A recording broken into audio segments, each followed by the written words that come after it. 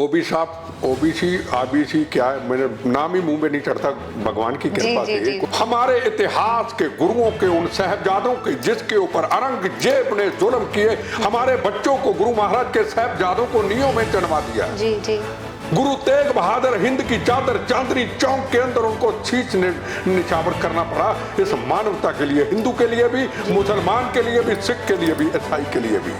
तो इससे बड़ा पाप, इससे बड़ा देशद्रोही, इसके बड़ा इस पीठ के ऊपर छुरा, इसके लिए सिख कौम की पीठ के ऊपर छुरा, इसके बड़ा काम नहीं हो सकता। तान में रह के हिंदुस्तान का नमक खा करके हिंदुस्तान की धरती पे धोखा करना, बेटे को, छोटे बेटे को, 5 साल के बेटे को उनको काट करके उसके बेटे को उनका कलेजा उनके मुंह में डाल दिया, ये औरंगजेब की बात करता है ओबीसी। नमस्ते हिंदुस्तान, कैसे हैं आप लोग? जैसे हम सभी को पता है कि ज्ञानवापी के मामला लगातार बढ़ते जा रहे हैं और उस पे मुस्लिम पक्ष और हिंदू पक्ष बढ़ चढ़कर अपनी जिम्मेदारी और अपनी हिस्सेदारी दोनों निभा रही है।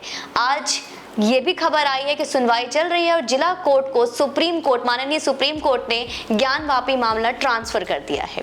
फिर से बनारस के जिला कोर्ट में सुनवाई चल रही है और वहां के न्यायाधीश पे सबकी निगाहें टिकी हुई है। मुस्लिम पक्ष दलीलें देकर थक चुकी है। अब ये कहना भी उन्होंने बंद कर दिया है कि ये शिवलिंग नहीं फव्वारा है। इससे बाद भी हमने वजू खाने का भी मुद्दा उठाया कि किस तरीके से जहां पे वो अपनी गंदगी साफ करते थे वो पाक होने जाते थे। लेकिन अब सवाल ये उठता है कि एक तहखाना का वीडियो बार बार वायरल हो रहा है जिसमें ये माना जा रहा है, बार बार हिंदू पक्ष ये कह रही है कि उस तहखाने की अब जांच होनी चाहिए। उस तहखाने के लिए जो दीवार लगी है उस दीवार को तोड़ने की याचिका हो रही है कि उस दीवार को तोड़कर और सर्वे होनी चाहिए जिससे पता चले कि उस तहखाने में क्या है, क्योंकि ये अनुमान लगाया जा रहा है कि उस तहखाने में और उस दीवार के अंदर टूटने पर और शिवलिंग मिलेगी। साक्ष्य की बात करें तो साक्ष्य के कई ऐसे प्रमाण मिले हैं जिससे कि ये अब झुटलाना बहुत मुश्किल होता जा रहा है मुस्लिम पक्ष के लिए कि वो एक हिंदू स्थल है।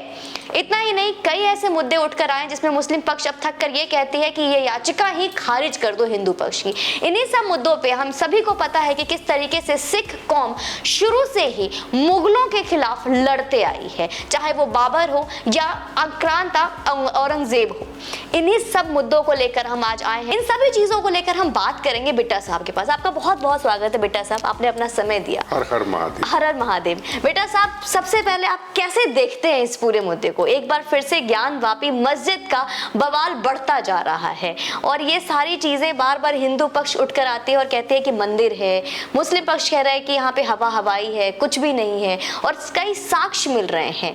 आप सिख कम्युनिटी की अगर मैं बात करूं तो आप कैसे देखते हैं इसको? मेरा आपसे, देश की जनता से एक सवाल है जी। अजमेर शरीफ कौन सिर झुकाने नहीं जाता? हिंदू भी जाता है, मुसलमान भी जाता है, सिख भी जाता है, ईसाई भी जाता है। जी ठीक है जी। अकेला मुसलमान नहीं जाता। हरमंदिर साहब के अंदर हिंदू भी, मुसलमान भी, सिख भी, ईसाई भी नमस्तक करता है। ठीक। अब सवाल सबसे बड़ा देश की, दुनिया की जनता के सामने है और मेरे मुस्लिम कुछ नेताओं से मेरा सवाल है जी, औरंगजेब कौन था? यह सवाल का जवाब दुनिया के अंदर बैठे हुए हर भारतीय को, चाहे हिंदू है, मुसलमान है, सिख है, ईसाई है, देना होगा। बाबर कौन था? यह जवाब देना होगा जी। अजमेर शरीफ जी की दरगाह, अजमेर शरीफ जी का एक स्थान जो है, हम नमस्कार करते हैं उनके ऊपर। ये काफिर बाबर, काफिर औरंगजेब जिसने गुरु तेग बहादुर हिंद की चादर चांदनी चौक का इतिहास और सामने लाल किला उनका शीश लिया इस राष्ट्र के लिए, जिनको कहा जाता था हिंद की चादर। गुरु गोविंद सिंह महाराज, कलगीधर महाराज, जिन्होंने अपने छोटे 2 बेटे औरंगजेब जाबर के होते हुए, एक की उम्र 4 साल, एक की उम्र 7 साल, नींव में चनवा दिए गए। जी जी। 2 जंग में शहीद हुए।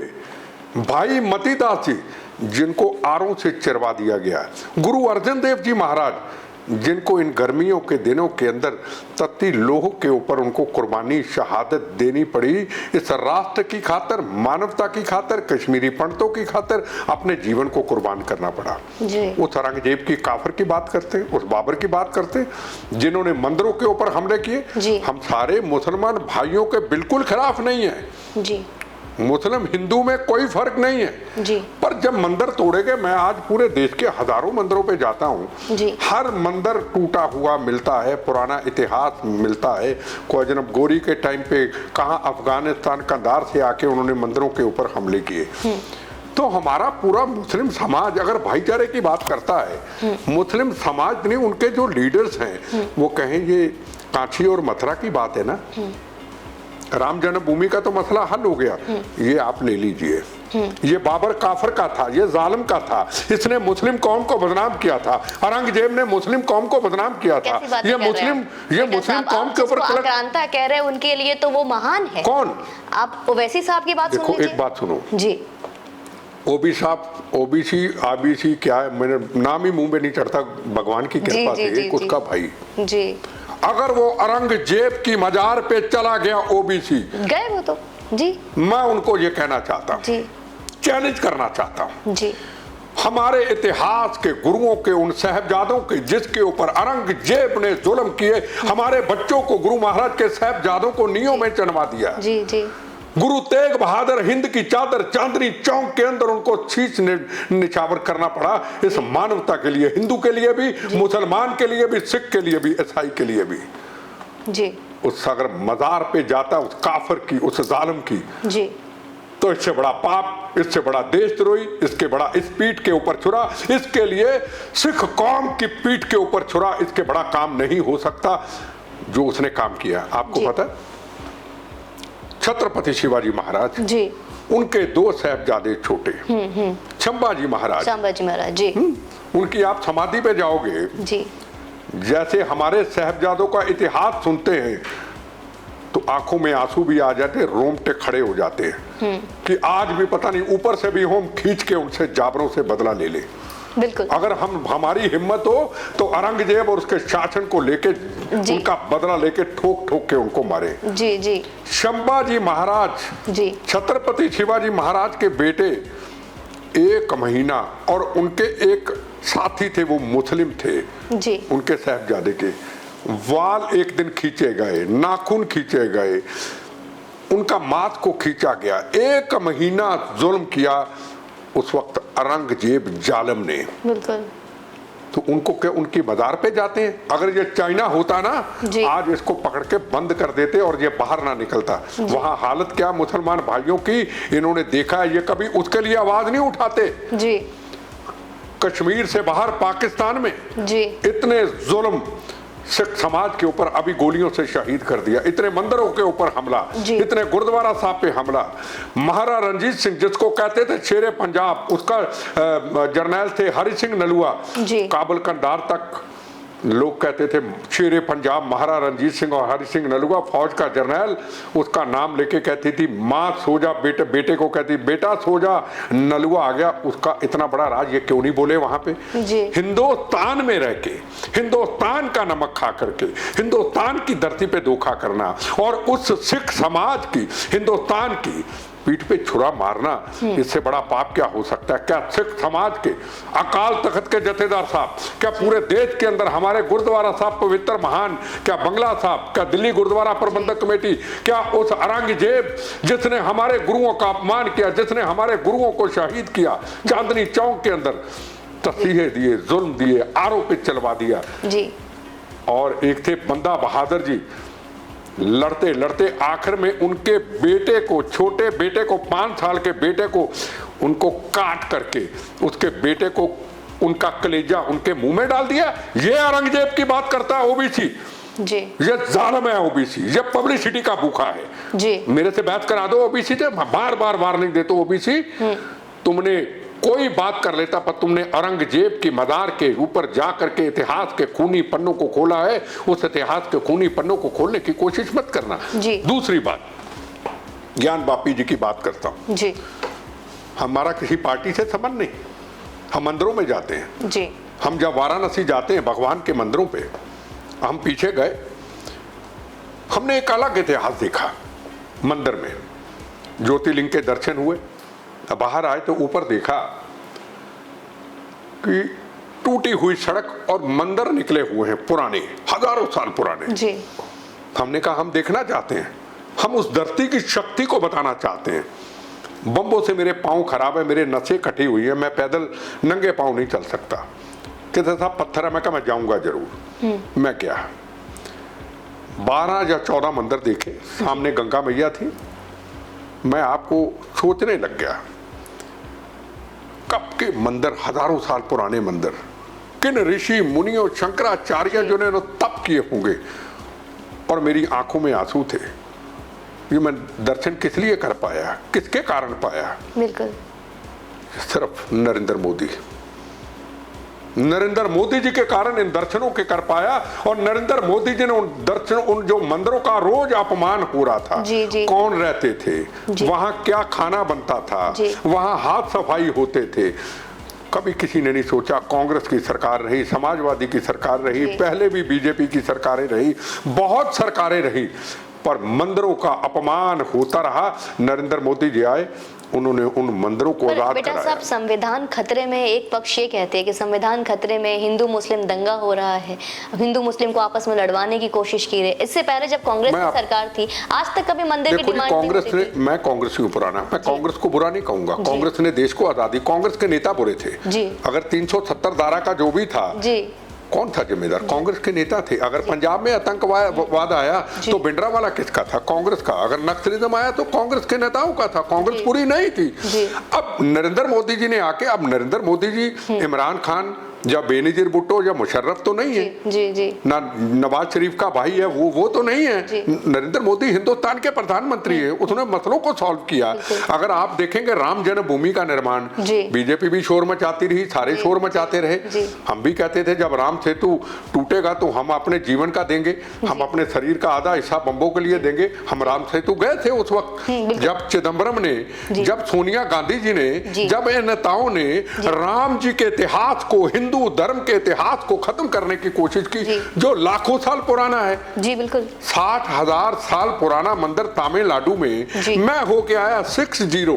अगर मैं 60 कहता हूं तो हैरान होता, 7 तो नहीं, मैं दर्शन करके आया। दीवारें वैसे हैं, ठीक है। मैं जाके राम सेतु होके आया। जब चिदम्बरम ने कहा, जब कांग्रेस के नेताओं ने कहा राम सेतु टूटेगा, तो मैंने कहा अगर राम सेतु टूटेगा, बिट्टा का, बम्बों का बचा हुआ शरीर का हिस्सा वहीं दफन होगा, हम वहीं जान देंगे, हम राम सेतु नहीं टूटने देंगे। क्यों?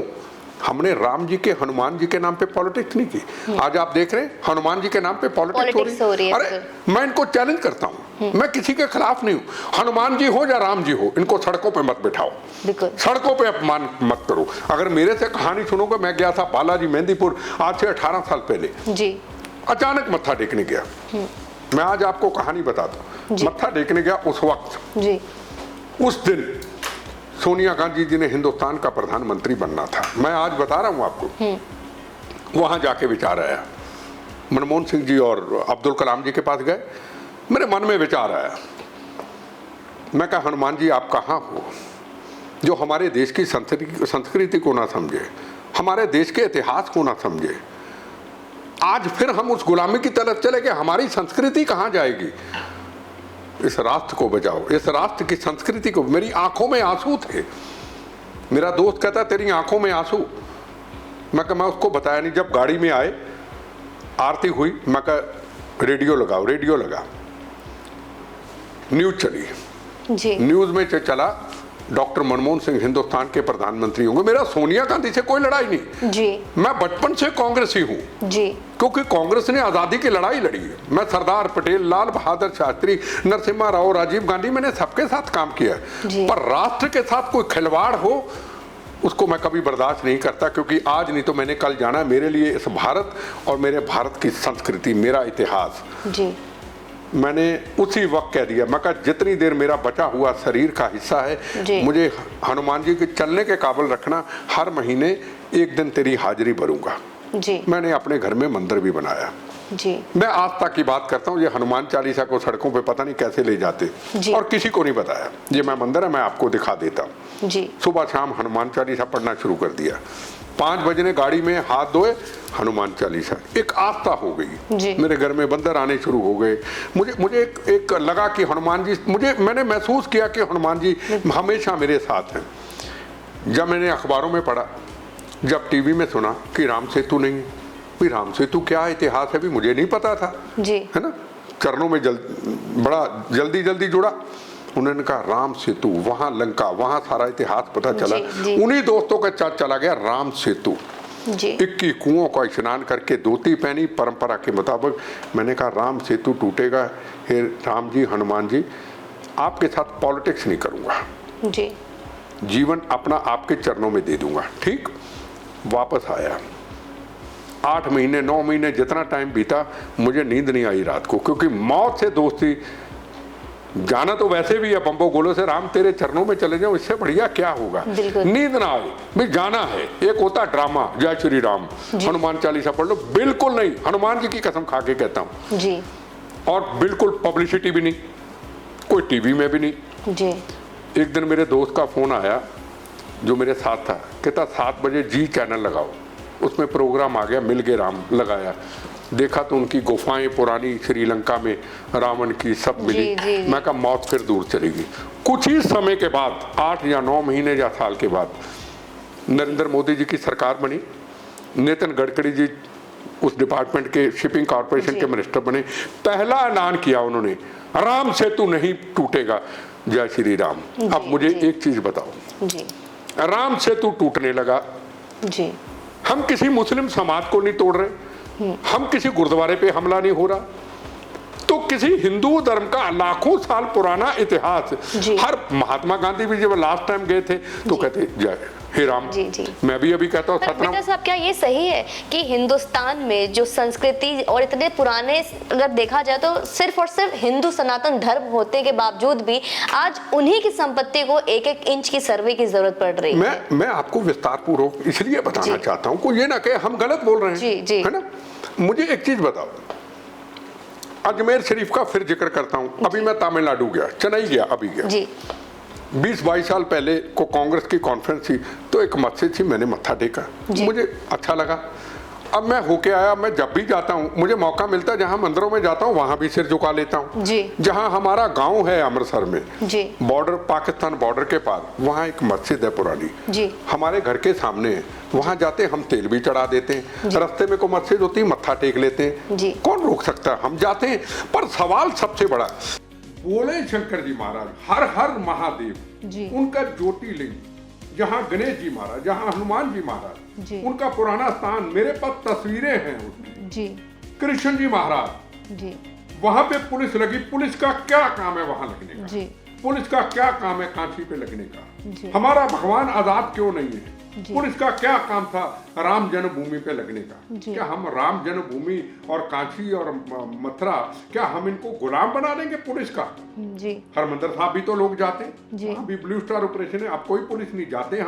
हम डर डर के क्यों मंदिरों में मत्था टेकने जाएं? हम जाएं काशी विश्वनाथ के ऊपर, तो हम देखें पुलिस है, पुलिस हमारी चेकिंग करते हैं, लोगों की चेकिंग करते हैं। क्या ये हमारी जिंदगी है? क्या ये हमारा आजाद भारत है? क्यों ना मुस्लिम समाज के लीडर सामने आके कहें हम भाईचारे का, हम सेक्युलरिज्म का सबूत देते हैं। ये बाबर काफिर ने, ये जालिम ने, ये अत्याचार करने वाले ने, जिसने गुरु नानक देव जी महाराज, जिसको मुसलमान भी मानते थे भाई और हिंदू भाई और सिख मानते थे। अभी चले जाओ करतारपुर साहब, आधा हिस्सा गुरु महाराज का ये है, आधा हिस्सा मुसलमान भाइयों ने अपने तरीके से बनाया हुआ है। उस गुरु नानक देव जी महाराज को बाबर काफिर ने, जालिम ने, अत्याचारी ने, जिसने मंदिरों का अपमान किया, मंदिरों को ढह ढेरी किया, उस बाबर की बात आज सामने आती है। उसके लिए कोई नहीं कहता ये गलत था। मैं भी तो एक सरदार हूँ पंजाब के। अगर सिखों में से को आतंकवादी को, खालिस्तानी, अगर को भिंडरा वाला जिसने 36,000 बेगुनाहों का कत्लेआम किया, या जिन्होंने तिरंगे झंडे का लाल किला में अपमान किया, क्या मैं खुल के बोला नहीं? बिल्कुल। मैं आपसे अगर सवाल पूछूंगा कि आप मुझे क्या समझते हो, सरदार या हिंदुस्तानी, आप मुझे जरूर कहोगे बेटा पहले भारतीय, मुझे उस चीज का फक्र है। तो ये क्यों नहीं? ये क्यों नहीं? ये ओबीसी, एबीसी अब औरंगजेब की मदारों पे जाएंगे, और औरंगजेब जालिम, और सिख समाज के अकाल तख्त के जथेदार गुरुद्वारा प्रबंधक कमेटी क्यों ना कहे, क्यों ना विरोध करे? जी बिल्कुल। चैनलों के अंदर तो बहुत शोर मचाते हैं, हमारे साथ बड़े अत्याचार हुए, हमारे साथ ऐसा हो गया, पर अब हमारे गुरु साहिबान, जिनके कारण हमारे सिर पे ऊपर मौत का कफन बांध करके लाल खून से जी, शरीर पगड़ी है, उन गुरुओं को शहीद कर दिया गया, उसके आके सिख समाज सामने ना आए? क्यों भाई, बिल्कुल क्यों ना आए सिख समाज सामने? हिंदू समाज क्यों बात करे? जी, हिंदू सिख एक 9 मास का रिश्ता है, हिंदू सिख एक रोटी बेटी का रिश्ता है। अब इनके अंदर 4 लोगों के अंदर खालिस्तान घुस चुका है, तो जो मर्जी करे। ज्योतिर्लिंग भोले शंकर जी का इतिहास लाखों लाखों साल पुराना, जी, जी, हमारा इतिहास क्या लगता है क्या फैसला आएगा सर? देखो जी, मैं एक चीज आपको स्पष्ट कह दूं, जी, फैसला कोर्ट का है। जी, फैसला जो भी आएगा, असलियत पूरी दुनिया की जनता के सामने आ गई। जी, मथुरा और काशी, ज्ञानवापी, जी, ये सब का जो है ना बिल्कुल आज़ादी होगी। जैसे राम जन्मभूमि का निर्माण हुआ है, जी। इस तरीके से इनका भी निर्माण होगा, मैं दावे से कहता हूँ। जी। अच्छा सर, बात ये भी उठकर आ रही है कि जब से नरेंद्र मोदी आए हैं और जब योगी आदित्यनाथ उत्तर प्रदेश में हैं, बार बार उन्हीं स्थलों को बार बार निशाना बनाया जा रहा है जहाँ पे मुस्लिम दावा करते हैं कि ये उनका स्थल है, क्योंकि वर्षों से वहाँ पे वो नमाज पढ़ते आ रहे हैं, शुक्रवार को वो तादाद लगती है। जी, जी, अब सड़कों पे कोई चीज बना लो, जी, सड़कों पे मंदिर बना लो, जिसका इतिहास ही ना हो, सड़कों पे मस्जिद बना लो, जी, या सड़क पे ही बगैर वजह से गुरुद्वारा साहब बना लो, जी, या सड़कों पे ही गिरजाघर बना लो, जी, तो क्या कहोगे उसको? उसको करते हैं तो, पर इतिहास तो इतिहास है ना, ये तो जी, इतिहास जी, से जुड़ी जी, हुई चीजें हैं। जी, जो इतिहास लाखों साल पुराना इतिहास है, जी, वो बदला नहीं जा सकता। तो वहां अगर को बैठ गए, हम कैसे माने? जी, हम कैसे माने? बिल्कुल, नहीं सुप्रीम कोर्ट करती, कल को एक चीज तो सामने आ गई। जी, अगर देश की जनता को जरूरत पड़े, पहला जीवन मैं दे दूंगा। अगर राम सेतु बच गया, पंजाब से खालिस्तान ने बनने दिया, उसमें बच गया, बम्बों से जीवन का बोनस का हिस्सा, पहली कुर्बानी मैं दे दूंगा। कुर्बानी कहना भी पाप है, पहला जीवन मैं दे दूंगा वहां जी। पे। तो क्या लगता है सर, आप काशी के हिस्सा बनेंगे सर, ज्ञानवापी का साक्ष्य बनेंगे, आप जाएंगे बनारस? मैं जा रहा हूँ, मैं 5-4 दिन के अंदर जा रहा हूँ, जी, दर्शन करने जा रहा हूँ। जी, जो भी दूर से दर्शन हुए करेंगे और शपथ लेंगे, जी, हे भगवान, कभी जीवन देने का मौका मिले, जाना तो बम्बों से है, जी, राम सेतु में तो नहीं मिला, तेरे चरणों में जीवन मिल जाए, मैं अपना जीवन दूंगा, मैं अपना बोनस की जिंदगी जी, देता हूँ, जी, भोले शंकर के चरणों में मैं देता हूँ। जी, बहुत अच्छी बात है सर। आखिरी सवाल पूछूंगी सर, ओवैसी का ये क्या संदेश रहेगा, और ओवैसी जैसे जितने भी नेतागण हैं, जितने भी आज सेकुलर और लिबरल के जो नारेबाजी लेके बैठे हुए हैं और जो दिखावा कर रहे हैं, उनके लिए क्या संदेश देंगे आप? ओबीसी का बेस क्या है? जी, ओबीसी मीडिया का पाला हुआ एक,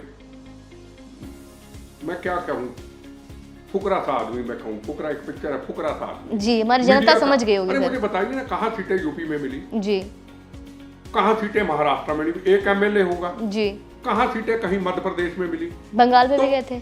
कहाँ बंगाल में मिली? जी, और बड़े बड़े चैनल उसको ऐसे उठाते जैसे पूरा मुस्लिम समाज इसके पीछे लगा हुआ है। जी, बिल्कुल। किसी के भाई ने कहा था ना, जी, पुलिस हटा दो, 10 मिनट के लिए पुलिस हटा दो। जी, तो देखो क्या, मैं तुम्हें चैलेंज करता हूँ। जी, लड़े हैं AK-47 से, लड़े हैं बम्बों से, लड़े हैं गोलियों से, एक चली 100 चलाई, सामने लड़े हैं। जी, इसके भाई को इसको क्या दे पर इनके भाई ने ये भी बोला प्रधानमंत्री के लिए कि हाथी चले बाजार, कुत्ते भौंके हजार। प्रधानमंत्री को इस तरीके के शब्दों के लिए बोलते हैं। प्रधानमंत्री जी का उसके साथ लेबल करना, जी, मैं समझता हूँ बहुत गलत है। ये तो घटिया किस्म के लोग हैं। जी, और मैं आखिरी आपके सामने उनको चैलेंज करता हूँ। हमारा चैलेंज उस वक्त आतंकवादियों के भी था, आज इसने हमें छेड़ा है। जी, आज इसने गुरु गोविंद सिंह महाराज के साहबजादों को शहीद करने वालों, जी, गुरु तेग बहादुर हिंद की चादर, गुरु भाई मती दास जी, जिनको आरों से आप उनको छेड़ा है, वहां उनके काफिर उनकी